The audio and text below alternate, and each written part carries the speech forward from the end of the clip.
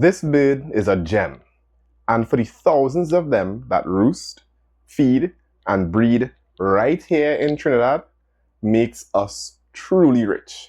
Today, we're talking about the one and only Scarlet Ibis. The Scarlet Ibis became our national bird in 1962 when we gained independence. But up until that point, it was legal to hunt the bird.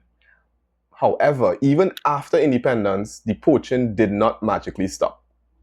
In 2013, one man was held with 18 carcasses. In 2017, 3 poachers were held in one incident. In 2018, there were 2 more reported cases of Scarlet Ibis poaching. And even after the species became an environmentally sensitive species in 2018, there was another event in 2023 where one individual was caught with 9 Scarlet Ibis carcasses. So clearly there's an appetite for the bird. But being a protected species and being a national bird, we need to be more conscious of the decisions that we make. In 2018, the Environmental Management Authority officially declared the Scarlet Ibis as an environmentally sensitive species under the Environmental Management Act.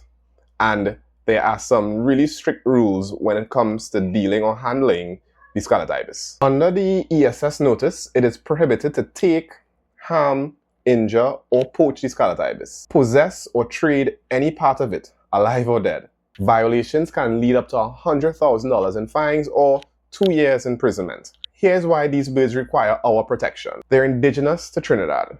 And when we go on these Carney Swamp tours and we see the Scarlet Ibis flying in a mass in their numbers, this isn't just a pretty sight and while it makes a good photo. That is actually a globally significant natural event that's taking place. And it's taking place right here at our home. We should be proud of that. These birds feed on crabs, mollusks, and other aquatic invertebrates. The carotenoids in the crabs give them their pretty distinct red color when they become older. They nest in colonies for protection, they raise their young in the mangroves, and they depend on healthy wetlands for their survival. On the other hand, the threats are real. Poaching is one issue, but we have things like coastal erosion, habitat destruction, and even mangrove loss and disturbances during the breeding season. The ESS notice lists and warns against habitat destruction, dumping and pollution, as well as any other action that disturbs the bird's natural behavior. So the next time we talk about protecting the Scarlet Ibis, we're not just talking about protecting a bird, we're talking about protecting a piece of Trinidad and Tobago.